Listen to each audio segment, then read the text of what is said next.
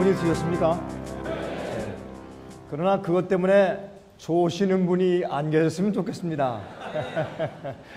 예, 사실 이 성경에 너희가 먹든지 마시든지 무엇을 하든지 다 하나님의 영광을 위해서 하라 그렇게 말씀하셨는데, 그 이유가 사실 저희 생애빛은 먹고 마시는 것에 주의하자, 성경대로 먹고 마시자, 그렇게 많이 강조하는 민주주의 가운데 하나입니다. 그렇게 믿는 이유는 우리가 먹고 마시는 것과 우리의 정신력은 직결되어 있고 우리 신앙이 직결되어 있습니다. 우리가 많이 먹고 나서 기도할 수 없습니다. 우리 목사님들 너무 잘 아시죠? 그리고 배부르게 먹고 나서 설교할 수 없습니다. 제가 보니까 가끔 미국에 이제 부흥회를 인도하기 위해서 오시는 목사님들 가운데서 제가 그것 때문에 비난하는 얘기는 아니지만은 정말 어떤 분들은요, 배가 튼튼해야 내가 설교할 수 있어. 그래서 가서 갈비를 한 5인분 정도 시켜서 잔뜩 먹고, 제가 보니까 얼굴에 기름이 줄줄 흘러요. 참 죄송합니다. 그럼 이마서부터 그러고서 올라서 설교를 하는데, 목소리 크고 설교는 하는데 영감이 없어요. 성령이 없어요. 그래서 먹고 마시는 것과 우리의 영생은 아주 중요합니다.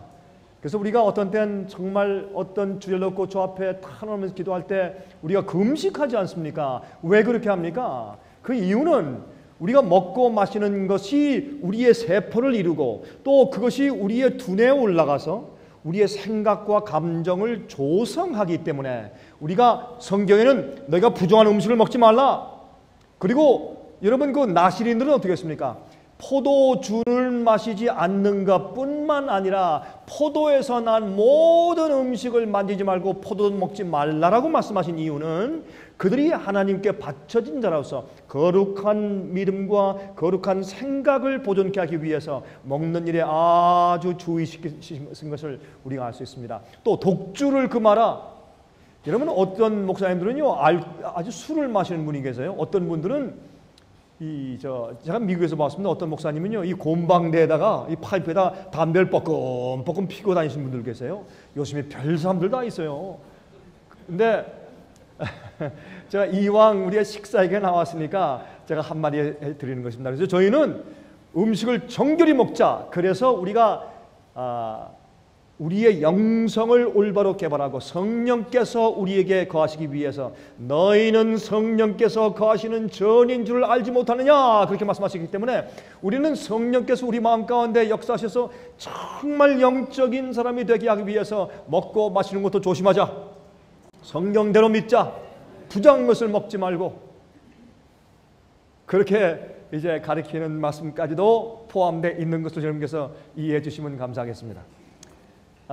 그리고 사실 제가 이 질의응답을 받은 그런 강의도 많이 있고, 또 제가 강의하고 설교해 놓은 내용들 가운데서 여러 목사님들이 질문하신 것들에 대한 답변이 이미 다 들어 있습니다. 그래서 저희 사무실에 전화하셔서 이러한 주제에 대해서 설교한 강 목사의 강의나 설교가 있습니까? 라고 물어보시면 저희 직원들이 잘 알아서 골라서 여러분께 보내드릴 것입니다. 그러니까 여러분들의 이제 질문들을 제가 여기서 답변하는 많은 시간들을 그렇게 아낄 수가 있다고 생각됩니다. 그래서 그렇게 많이 좀 해주시면 감사하겠고요. 많은 분들이 질문을 이렇게 종이 쪽지에 써주셨는데 그 가운데서 제가 이런 것들은 조금씩 언급하고 지나가야 되겠다 하는 것을 잠깐 간단하게 답변을 드리고 제 강의에 들어가도록 하겠습니다. 어떤 분께서 이 그리스도인의 귀농 문제, 시골 생활의 문제에 대해서 왜 생애빛은 언급하고 있습니까? 라는 이제 그런 유의 질문을 해오셨는데 상당히 좋으신 질문입니다. 좋은 질문은 좋은 답변을 줄 수 있는 기회죠. 그래서 이것은 굉장히 좋은 기회라고 생각해서 제가 좀 설명을 좀 드리겠습니다. 저희가 좋은 전원 생활, 시골 생활을 하라고 권장하는 것이 사실입니다. 왜 그렇게 하는가? 하나님께서 이 세상을 창조하시고 아담과 하와를 두셨을 때 도시를 만들어서 두셨다, 그렇게 말씀하지 않았습니다. 조용한 에덴 동산 시골을 만들어서 거기에 두시고 경작하게 만드셨다. 여러분, 하나님께서요, 우리 인간이 타락한 다음에 사람이 해산하는 고통을 갖게 하셨습니다. 그것은 절대 저주가 아닙니다. 어떤 사람들은 그걸 저주라고 하는데 절대 저주가 아닙니다. 만약에 우리 인간들이 잉태한 다음에 아이를 낳을 때 소나 말처럼 그저 쑥쑥쑥쑥 낳아버리면 지금같이 사랑으로 뜨거운 가족관계가 이루어질 수 있겠습니까? 안 되는 것입니다. 고통 가운데 잉태하고 9개월 동안 말이죠, 구토하고 그 다음에 또 뭐 음식도 좀 가리고 말이죠, 좀 그 고통을 하다가 또 낳는 그 해산하는 고통을 겪으니까 내 자식이고 내 피고 내 살이고, 그렇게 해서 가족 관계가 뜨겁게 이루어지는 것이죠. 그래서 사실 하나님께서 당신의 고통을 통해서 당신의 교회와 우리를 낳으시는 것도 상징할 수 있고, 그래서 하나님께서 우리에게 해산을 고통 주신 것도 그것도 축복이고, 또 땅을 경작해서 땀을 흘려 먹고 살 수 있을 것이다, 그것도 축복입니다. 왜 그런가? 여러분, 사람들이 왜 범죄하고 왜 타락합니까? 오늘날 청소년 범죄가 왜 있습니까? 시간이 있어서 그래. 시간이 남아 돌아가니까 빈둥거리다가 할 일 없으니까 범죄에 빠지고 비디오 게임에 빠지고 나쁜 짓을 하는 것입니다. 아이들에게 밭에 나가서 일하게 하고 바쁘게 돌려보십시오. 그 아이들이 타락하고 범죄하는가? 안 하는 겁니다. 그러므로 사실은 우리가 땅을 파고 이렇게 일하고, 이 매뉴얼 워크죠, 우리가 손으로 노동하는 것은 축복입니다. 우리가 죄를 짓는 시간을 아끼고 우리가 경건해지며 건강해지며 우리가 쓸데없이 시간을 낭비하는 그런 일이 아니도록 주님께서 우리에게 축복하신 것이 우리 사람들의 노동입니다. 그러므로 시골에 산다라고 하는 것은 하나님의 큰 축복인 것을 이해하시기 바랍니다. 저는요, 이렇게 믿습니다. 대도시들에 우리가 전도해야 합니까? 물론입니다. 사람들이 도시에 몰려있으니 도시에 교회들을 세우고 전도해야죠. 그러나 기억할 것은 말이죠, 전 이렇게 믿습니다. 여러분, 제 생각이 여러분 목사님들께 강 목사의 생각은 좀 지나치다, 그렇게 느낌을 가지실 수도 있겠습니다만은 제 얘기를 한번 생각하면서 들어주시기 바랍니다. 전 이렇게 믿습니다. 도시에서 정말 영혼들을 전도하고 영혼들을 살리며 또 내가 하나님을 위해서 살기 위해서 도시에 존재하고, 내가 돈을 벌고 일하는 것도 주의 사업을 뒷받침하기 위해서, 영혼들을 전도하기 위해서, 다른 사람들에게 가마를 끼치기 위해서 내가 도시 살면서 존재한다 하면 그 사람은 도시 생활하는 데 가치가 있고 성공적인 그리스도인입니다. 그런데 그거 말고 내가 자식들을 좋은 학교 보내기 위해서, 돈 벌기 위해서, 좋은 투자하기 위해서, 부동산 투기하기 위해서, 또 비즈니스 잘하기 위해서 그렇게 살다가 언제 예수 믿으며 언제 전도하며 언제 마음을 주 앞에 바치겠습니까? 마음의 세속과 세상 자랑과 재물에 대한 욕심으로 꽉 차 있는 사람이 도시에서 정신없이 돌다가 예수님 오시면 전부 다 멸망할 것입니다. 그런 사람들에게 도시는 무슨 소용이 있습니까? 그러므로 이거는 성경적이 아닙니다. 그러므로 저는 이렇게 믿습니다. 여러분들이 좀 지나치다고 생각하셔도 괜찮습니다. 저는 이 문제를 질문해 오는 일반 성도들에게 이렇게 답변합니다. 저는요, 이러면 이렇고 저러면 저렇고 성경적이면 성경적이고 아니면 아니지 이렇게 눈치 보고서 말이죠, 적당히 하고 저 그거 안 합니다. 저 그거 하려면 이런 미니스트리 안 하고 이런 데 서서 제가 이런 강의 안 합니다. 무엇 때문에 그렇게 합니까? 저는 하나님이 두렵고 주님의 진리와 말씀이 두렵지 사람 눈치 보는 사람은 아닙니다. 그거 하려면 전 이런 일 안 합니다. 제가 보니까 저는 그런 분들이 저한테 질문해 올 때 제가 묻습니다. 선생님이 지금 서울에 사는 이유가 무엇입니까? 또 여기서 선생님이 하루에 성경을 몇 시간 보십니까? 기도할 시간이 있습니까? 없습니까? 교회에 한두 시간에서 빠끔 예배드리고 돌아와서 무엇 하십니까? 제가 묻습니다. 정직하게 대답하십시오. 제가 그러고 합니다. 제가 볼 땐 선생님은 서울에 사시면 안 됩니다. 저기 시골 가서 땅을 파십시오. 그래야 구원받습니다. 제가 그렇게 합니다. 지나친 거겠죠?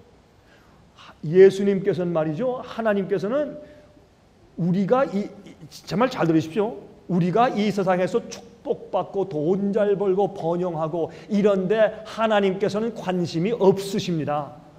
이게요, 교회가 엉뚱한 걸 만들어서 교회 오면 축복받고 잘되고 장사 잘되고 비즈니스 잘되고 이거 다 가짜입니다, 여러분.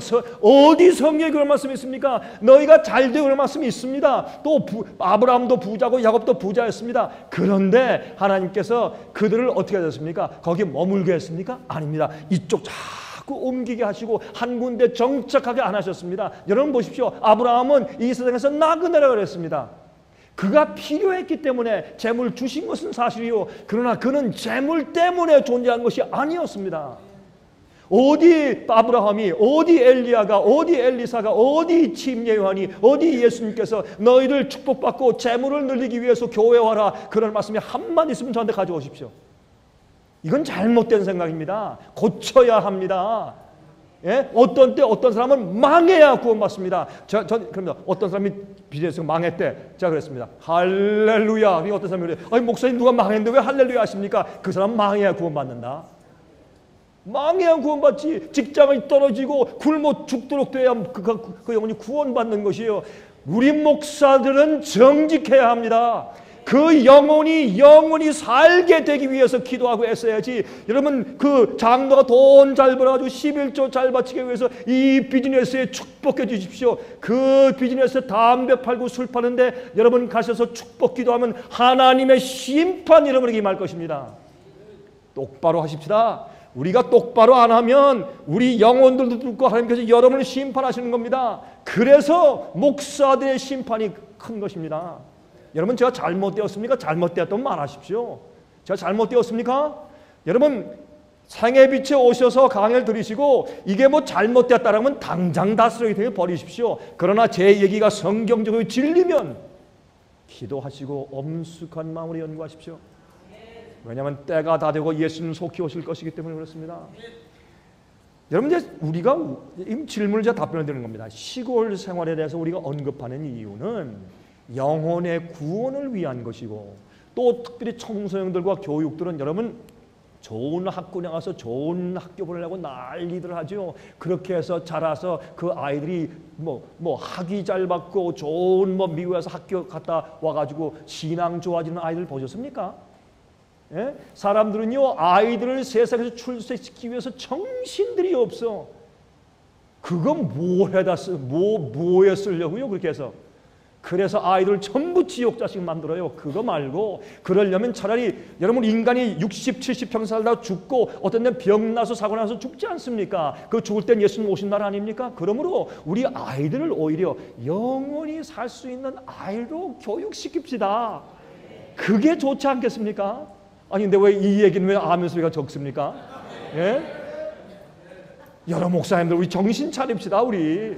예? 아이들을 교육시키는데 여러분 교인들한테 설교할 때 이번에 누구 장로 아들이 이번에 어느 대학에 수석 입학했습니다. 수석 입학하는 동안 성경 한 자도 못 보고 맨날 가서 밤새도록 공부하고 어디 뭐 수학원에 가고 어디 공부방에 가가지고 그 아이가 신앙 좋아졌겠습니다. 예?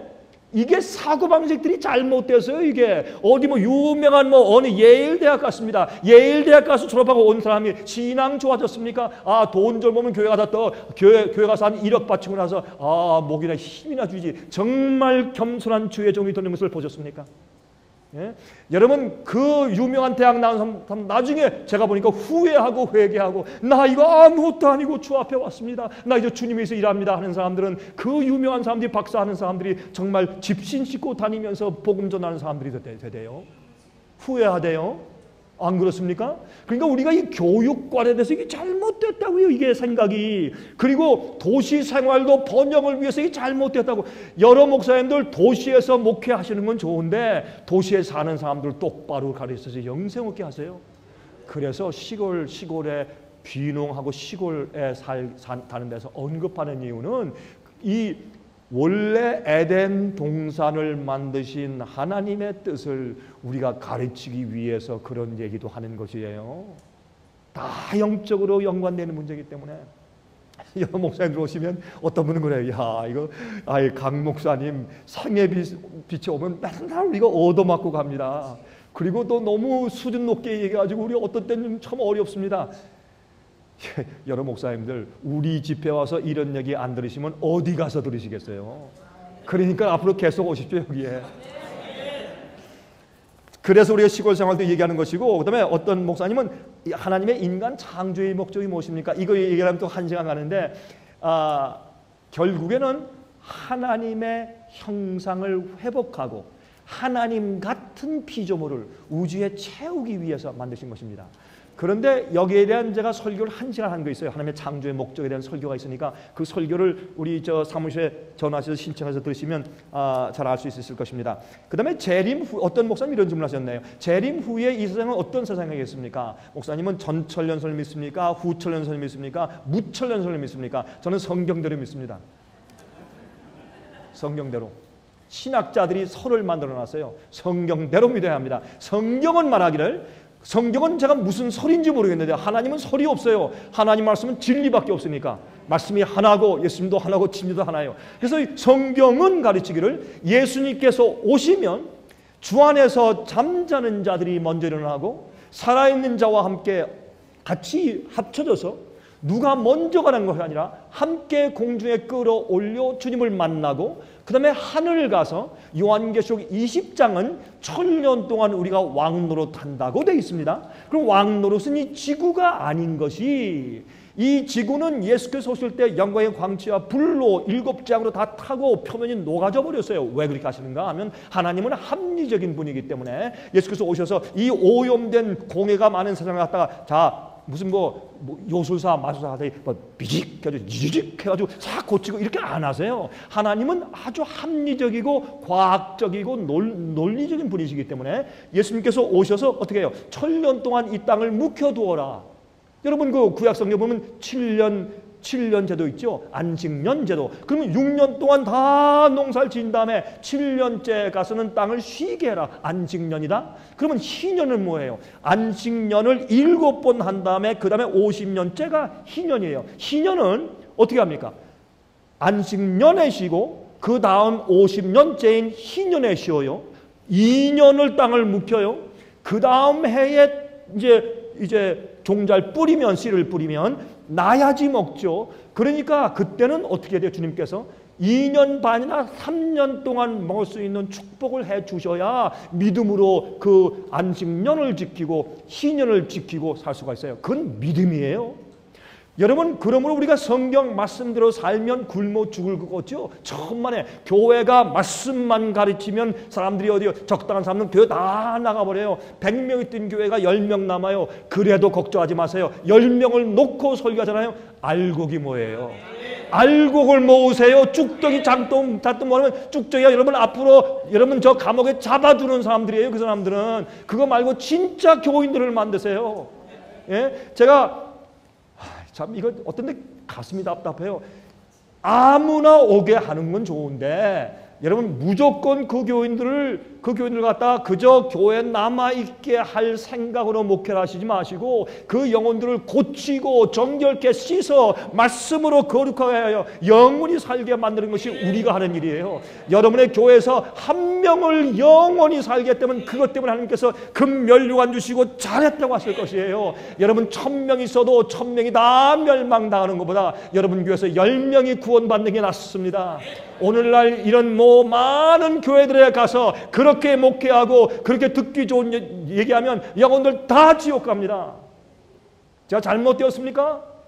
여러분 오늘날 교회는 지옥에 가게 만드는 지름길이에요. 이게 오늘날 교회이기 때문에 교회가 바벨론이에요. 그래서 교회가 바벨론이요.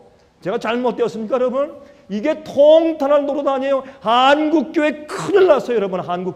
한국교회는요 앞으로요 한국교회를 통해서 많은 사람이 불타 죽을 거예요. 그 책임을 누가 질 겁니까? 여러분 앞으로 말씀대로 안 했어요. 목사가 경건하게 안 살아요. 돈만 알고 출세만 알고 자랑 명예 인기 알고 교회가 커지고 옆에 교회가 커지면 나는 언제 저렇게 큰 교회 짓나 침을 줄줄 흘리고 잘못되었어요 여러분. 이 교회의 흐름이 잘못되었어요. 그거 아닙니다 여러분. 그렇게 해보세요. 여러분도 영적으로 죽어버리고 영혼들 다 죽어버려요. 그래서 우리 상해빛은요, 여러분 일반 성도고 목회자고 성경대로 돌아가자. 성경도 돌아가서 말씀대로 하고 하나님의 심판을 받기 위해서 준비하자. 여호와를 만나기 위해 예배하라. 아모스에 있는 말씀. 그래서 우리가 미니스트리 하는 겁니다. 예? 여러분이 예수께서 오신 다음에 의인들은 승천하고 이 땅은 불타고 그래서 공회를 싹 태워버린 거예요. 그리고 이 땅을 1000년 동안 안식년 주시는 거예요. 그러면 이렇게 6000년 동안 공회로 찌들어진 이 지구가 1000년 동안 묵혀지면 뭐가 돼요? 옥토가 돼요. 1000년 동안 하늘에 가서 우리가 왕 노릇한다. 여러분 이 성경에 세 가지가 나옵니다. 왕이 나오고 제사장이 나오고 선지자가 나와요.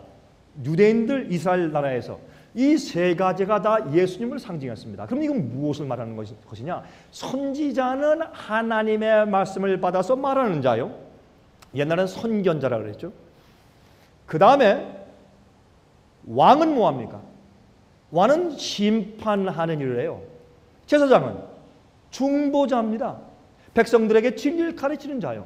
그러므로 왕이라는 뜻은 뭐냐면 심판하는 자예요. 우리가 하늘에 가서 우리가 의인과 죽었던 의인이 부활하고 살아있는 의인이 변화돼서 우리가 하늘에 가서 주님과 함께 1000년 동안 왕 노릇한다는 그 왕의 뜻은 뭐냐면 우리가 심판에 참여한단 말입니다. 그래서 여러분 요한계시록 21장 보면 책들이 많이 펴놓였는데 보좌들이 복수입니다. 단수가 아니에요. 그 맨 마지막에 단수가 나오는데 백보자, 예수님께서 보좌 위에 앉아서 심판하시는데 언제? 천년기 이후에 악인들이 부활하니까 악인들이 왜 구원받지 못했느냐를 주님께서 심판하셔서 온 우주와 천천만만 천사들과 인간들 앞에서 내가 왜 저들을 구원할 수 없었는지에 대해서 만천하의 책들을 펴시고 그들을 심판하는 것을 알려주시는 것입니다.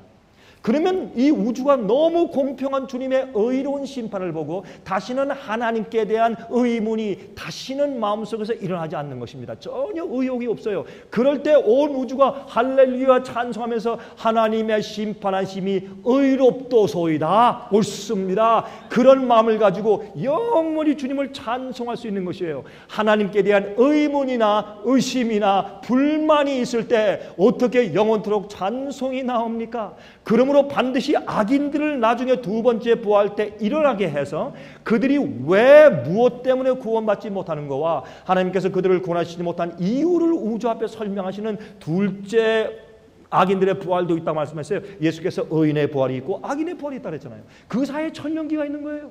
여러분 읽어보세요. 제 말이 틀린가 달리는가. 전천년, 후천년, 무천년 그렇게 하시지 말고 성경설, 성경이 뭐라고 말씀하시는지 읽어보세요. 그러면 문제없는데 이 신학자들이 뭐 이렇게 저렇게 잔뜩 복잡하게 만들어가지고 괜히 신학교에서 가르치는 거 혼돈돼가지고 목사님이 와서 어느 신학자 뭐 칼발트가 말하기를 F.F. 브루스가 말하기를 무슨 누가 말하기를 이러니까 교회에서 혼돈돼 버린 거예요. 그러지 말고 성경이 가라사대 그러면 되는 거예요.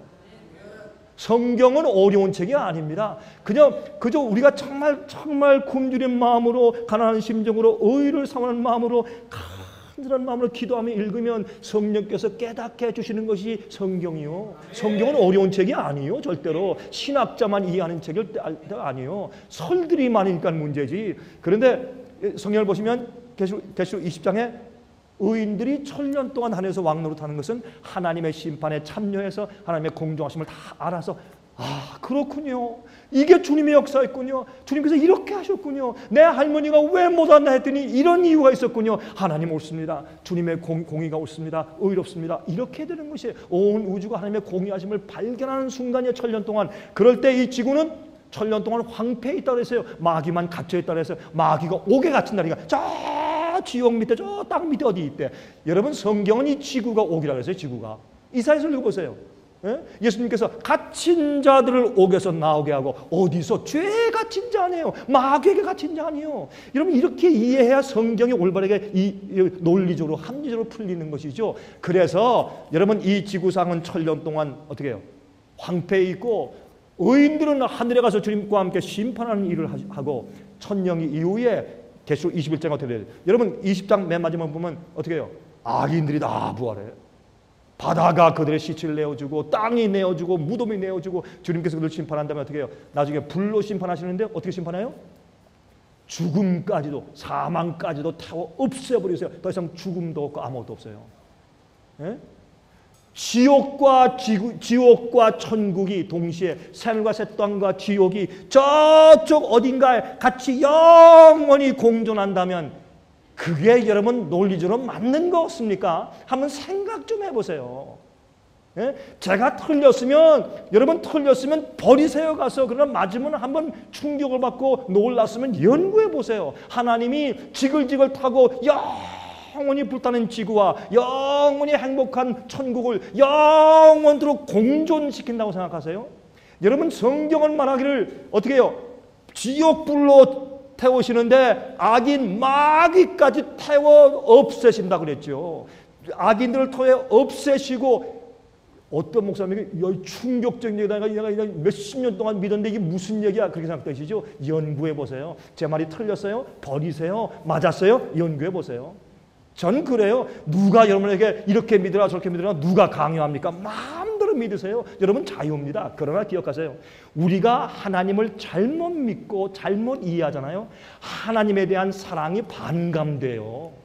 하나님을 올바로 사랑하고 올바로 하나님을 이해할 수 없어요. 성경 가르침과 이런 진리의 빛은요 하나님을 보여주는 길이기 때문에 하나님을 삐뚤어 보잖아요. 그러면 하나님을 삐뚤어 이해하게 되어 있어요. 그런 이해를 가지고는 여러분이 성경을 온전하게 하나로 볼 수 없고 하나님께 대한 온전한 순종이 불가능해요. 온전한 사랑이 불가능해요. 이게 그래서 우리는 성경대로만 돌아가자고 외치는 것이에요. 제발 목사님들 이해하시기 바랍니다. 여러분 제가 강의하는 것들이 내가 이거 참전 들어보지 못한 것인데 이건 뭐야 이런 생각이 드시더라도 여러분 정말 그래야 한가 아닌가를 집에 돌아가서 한번 연구해 보세요. 그것도 안 하고 편견 가지고 아니야 내가 믿는 거하고 다른데 이렇게 하면 여러분들은 앞으로 책임을 지셔야 돼요. 여러분이 믿고 사는데 책임을 지셔야 돼요. 여러분 믿는 것이 성경적으로 정확하게 증명이 안 되면 책임을 져야 돼요. 우리가. 그래서 제가 그러는 거예요. 그러니까 교파가 만들어낸 거 이거 주장하지 마세요. 교파의 벽은 문제예요. 전 이렇게 믿는 사람이에요. 저는요 이렇게 믿어요. 침례교에서 발견한 빛, 감리교에서 발견한 진리, 장로교에서 발견한 좋은 진리, 성결교에서 발견한 진리, 예? 이런 모든 교파에서 발견한 진리를 전부 다 한 대 갖다 모아요. 어떤 교회에서는 말이죠. 이거 아닙니다. 이렇게 해야 합니다. 어디서 아니 저겁니다. 이렇게 해서 각자 개혁자들이 발견해 놓은 특수한 진리들이 있어요. 그걸 전부 다 갖다 모아보세요. 그러면 성경 진리가 돼요. 그걸 갖다가 그냥 뭐 교파 벽을 세워가지고 말이죠. 네가 옳으니 내가 옳으니 뭐 예정선이니 예지선이 자꾸 싸우지 말고 성경대로 우리가 돌아가야 할 것입니다. 여러분 식사하셨는데 정신이 번쩍 나시죠? 이렇게 하니까. 그래서 예수님께서 오신 다음에 천년기간이 있는데 천년기 이후에는 악인과 마귀의 영원한 멸망이 있어요. 성경은 말하기를 이 지옥이라는 그렇게 표현 안 되어 있지만은 하여튼 마귀와 그의 악한 천사와 음부까지 음부를 지옥으로 부르는데 음부가 그때 무덤이에요. 무덤까지 몽땅 불에 태워서 없애신다고 되어 있어요. 그래서 말라기 4장 뒤에 보세요. 어떻게 해요? 너희가 나중에 악인들의 죄를 너희 발밑에 밟을 것이라. 시편에 말씀하기를 너희가 아무리 악인을 찾아도 더 이상 보지 못할 것이라 라고 말씀을 하신 것이에요. 영원히 타는 불이 있어요? 성경에 영원히 타는 불은 얘기하여 그게 무슨 뜻인지 한번 연구해 보세요. 그게 좀 이상하세요? 그럼 저희가 책자가 있으니까 나가시면서 그 책자 좀 달라고 하세요. 드릴 테니까. 그러면 그거 가져와서 연구해 보시면 되는 거예요. 걱정할 거 없어요. 뭐 제가 여러분들한테 무슨 뭐 이설 잘한다. 그러면 뭐 여러분들은 뭐 바본가요? 여러분은 알아서 선택하시면 될 거 아니에요. 그러나 연구하세요. 연구하시면 틀림없이 성경적으로만 믿으면 하나님이 그때 보여요. 그때 양심이 깨끗해지고요. 주님의 뜻이 보이고 주님만 위해 사는 것이 무엇인지 그때 보여요. 제가 그런 경험을 했어요, 여러분들. 아이고 뭐 지가 뭔데 뭐 지가 뭐 그런 게 좋습니다. 여러분들 믿든지 말든지. 제가 그렇다는데 어떻게 하시겠어요? 그때 드디어 제가 하나님이 보이기 시작해서 하나님이 이 연막, 이 안개 같은 뽀얀 잘못된 개념들을 없애버리고 성경을 똑바로 보니까 하나님이 딱 보이더라고요. 그래서 내가 뭘 해야 될지가 딱 보이더라고요. 그 다음부터. 자, 그래서 말씀을 드리는 거예요. 어떤 분은 사도신경을 다 말씀하세요. 사도신경을 이거 다 교회에서 읽어서 좋은 겁니까? 뭐 그거 한다고 뭐 잘못이 하지 말라 뭐 그러는 것보다 사도신경 가운데 한 가지 문제점이 있습니다. 공회를 믿는단 말이야. 공회가 뭐예요? 국가가 만들어놓은 교회예요. 이 세상 인간이 만들어놓은 교회예요. 우리는 예수님과 그의 진리만 믿어야 돼요. 공회를 믿는 사람들이 아니에요. 그래서 이거는 국교를 만든 사람들이 웨스트민스터에서 만든 헌장이에요. 그거는 성경이 말한 게 아니기 때문에 그런 문제점이 있으니 우리가 사도신경에 대해서도 조심하자고 얘기하는 것뿐이에요. 그게 무슨 이런 이설이다 죄다 그런 건 아니고 우리 그런 걸 좀 이해하자고 얘기를 하는 것이죠. 또 어떤 분은 침례와 세례까지 다 말씀하셨는데 저희는 침례를 믿습니다. 성경은 세례를 말하고 있지 않습니다. 침례를 말합니다. 왜요? 침례는 로마서 6장에 말씀하기를 주님과 함께 장사돼서 물에 잠그는 것이라고 얘기를 했어요. 모든 의식은, 모든 거룩한 예식, 성경에서 하라고 한 의식들은 영적인 것을 상징하는 것들이에요. 그래서 여러분 침례는 내가 옛사람이 죽고 다시 예수님과 함께 부활해서 이제 내가 옛날 육신대로 살지 아니하고 예수님을 위해서 영으로 살라고 하시는 증거예요. 침례는 천사들과 믿는 신도들 앞에서 내가 이젠 과거에 대해서 죽고 새 사람 되었습니다 라고 간증하는 표상이기 때문에 그 영적인 의미를 상징하기 위해서 물에 잠궈야 합니다. 그것이 성경적이에요. 여러분 침례는 적당히 하는 것입니다. 여러분 옛날에 말이죠. 로마에서는 기독교를 국교로 만들 때 그때 어떻게 했습니까? 예? 수십만 로마 군대 갔다 온 거 봤어요. 빗자루로 물을 튀겨가지고 훨훨 뿌리면서 세례를 주었어요. 그래서 가짜 침례를 많이 줬죠. 침례도 정말 그 사람이 침례인지 세례인지 잘 모르고 진심으로 세례 받은 사람도 구원받습니까? 전 구원받는 생각해요. 예식 자체가 구원 주는 건 아니니까. 그러나 우리가 성경대로 하고 우리의 영적인 것을 상징하는 올바른 의식을 하기 위해서는 침례를 줘야 합니다. 저는 침례 교회를 높이는 것은 아니지만 우리가 침례교회에서 올바른 방법은 우리가 받아들여야 된다고 저는 믿습니다. 성만찬 예식은 뭡니까? 성만찬 예식은 내가 나의 살을 먹고 내 피를 마시지 아니하면 나와 아무 상관이 없느니라. 요한복음 6장 보세요. 그렇게 말씀하실 때 예수를 따르는 사람 가운데 떡을 먹은 5천 명 가운데 대부분이 다 가서 다시는 예수님과 함께 걷지 아니하냐 그랬어요. 왜? 영적으로 그 경험이 없는 사람은 예수님 사람이 아니니까. 그러면 성찬식은 무엇입니까? 떡을 뗄 때 떡은 뭐예요? 모든 것을 먹는 양식이 내 속에 들어가서 내 이 세포가 돼서 내 생명을 이루지 않습니까? 제가 죄송합니다. 여러분들 볼 때 여러분들 제가 얼굴에 뭐가 보입니까? 당근, 시금치, 두부, 콩나물 다 그렇다고요. 왜? 우리 먹은 대로 우리가 다 피부가 된 것이니까.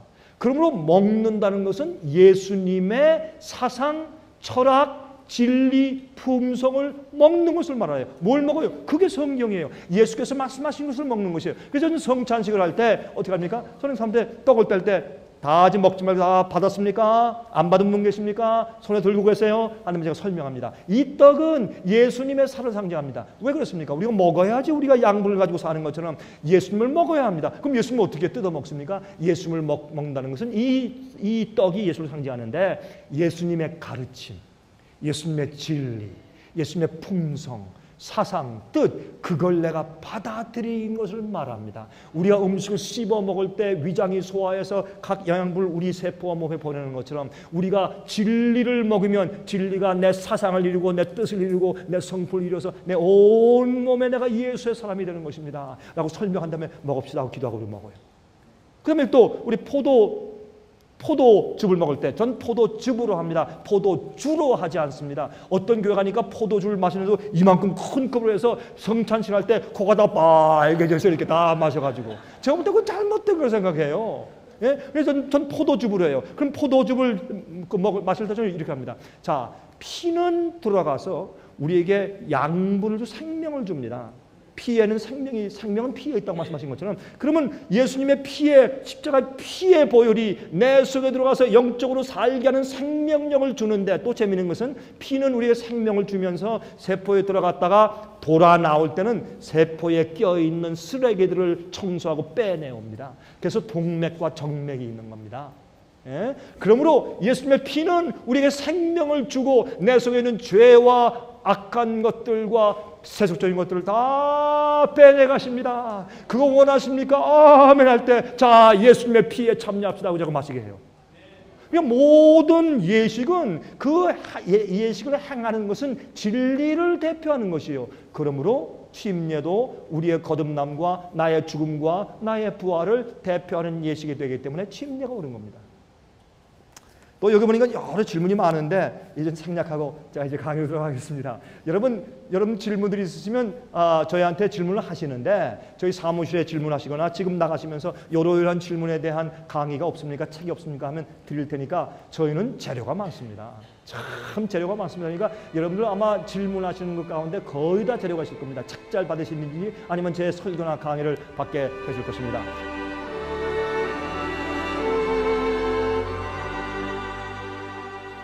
은혜 많이 받으셨습니까? 생애의 빛은 각종 미디어, 즉 출판물, 텔레비전, DVD, CD, 그리고 웹사이트를 통하여 복음을 전하는 미디어 선교 기관입니다. 생애의 빛에서 이루어지는 선교 사업을 크게 7가지로 나누어 소개하면 다음과 같습니다. 첫째로 생애의 빛은 가정과 건강과 참된 신앙을 소개하는 월간지 살아남는 이들을 매달 발간하고 있습니다. 가정과 건강 문제뿐만 아니라 참된 신앙과 성경에 나타나 있는 중요한 진리들에 대하여 매달 깊이 있게 다루는 성경 연구 신앙지입니다. 둘째로 생애의 빛은 미국의 주요 도시에서 텔레비전 선교 방송을 하고 있습니다. 많은 분들이 생애의 빛 선교 방송을 통하여 복음을 발견하고 새로운 생애를 살아가고 있습니다. 셋째로 생애의 빛에서는 우편 통신을 통하여 평신도들의 성경 연구를 도와드리는 성경통신학교를 운영하고 있습니다. 성경에 나타나 있는 중요한 문제들에 대하여 체계 있게 공부하기를 원하시는 분들은 성경 연구 단기 코스와 계시록을 통한 성경 교리 연구, 또한 다니엘서 예언 연구를 신청하시기 바랍니다. 교재 및 모든 비용이 무료인 생애의 빛 성경 연구 과정을 통하여 복음과 예언 문제를 가장 쉽고 체계 있게 공부하시기 바랍니다. 넷째로 생애의 빛은 예언 연구를 위하여 특별하게 제작된 DVD 시리즈를 나누어 드리고 있습니다. 성경 구약과 신약의 대표적 예언서인 다니엘서와 요한계시록을 처음부터 마지막까지 자세하게 해설해 드리는 예언 연구 DVD 시리즈를 통하여 많은 분들이 성경과 미래에 대한 새로운 시야를 가지고 살아가게 되었습니다. 마지막 시대의 복음과 비밀이 담겨져 있는 다니엘과 요한계시록 DVD 시리즈를 신청하셔서 새로운 영적 부흥을 체험하시기 바랍니다.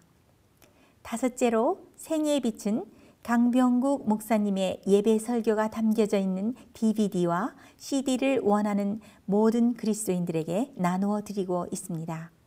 매주 생애의 빛 예배 설교 DVD 및 CD를 받기 원하시는 분들은 생애의 빛으로 연락하여 신청하여 주시기 바랍니다. 여섯째로 저희 생애의 빛 선교센터에서는 성경 신구약의 모든 진리를 요약하여 주제별로 만든 성경으로 돌아가는 길잡이 소책자 시리즈와 성경 말씀에 대한 이해와 영적 분별력을 환하게 밝혀줄 빛으로 인도하는 길잡이 소책자 시리즈를 마련해 놓았습니다. 이 2가지 소책자 시리즈는 오류가 난무하는 혼돈스러운 세상에서 여러분들을 정확한 하나님의 말씀의 길로 안내해 드릴 것입니다. 이 소책자를 신청하시려면 생애의 빛 뉴욕 집으로 신청해야 하는데 뉴욕 지부의 전화번호는 1-888-881-1004번입니다. 1-888-881-1004번으로 신청해 주시기 바랍니다. 끝으로 생애빛 선교 사업에 대해서 좀 더 자세하게 알기 원하시는 분들은 웹사이트 www.sostv.net를 방문하시기 바랍니다. 생애빛 웹사이트에는 지금까지 나온 모든 월간지와 DVD, 텔레비전 방송물들을 누구나 무료로 보실 수 있도록 준비되어 있습니다. 지금까지 소개해드린 생애빛 선교 교재 중에서 원하시는 책자나 DVD가 있으시면 무료 전화 1-877-704-1004번, 1-877-704-1004번으로 신청하여 주시기 바랍니다. 미국 동부 시간으로 월요일부터 금요일까지 9시에서 5시 사이에 전화해 주시면 감사하겠습니다. 그럼 다음 시간까지 안녕히 계십시오.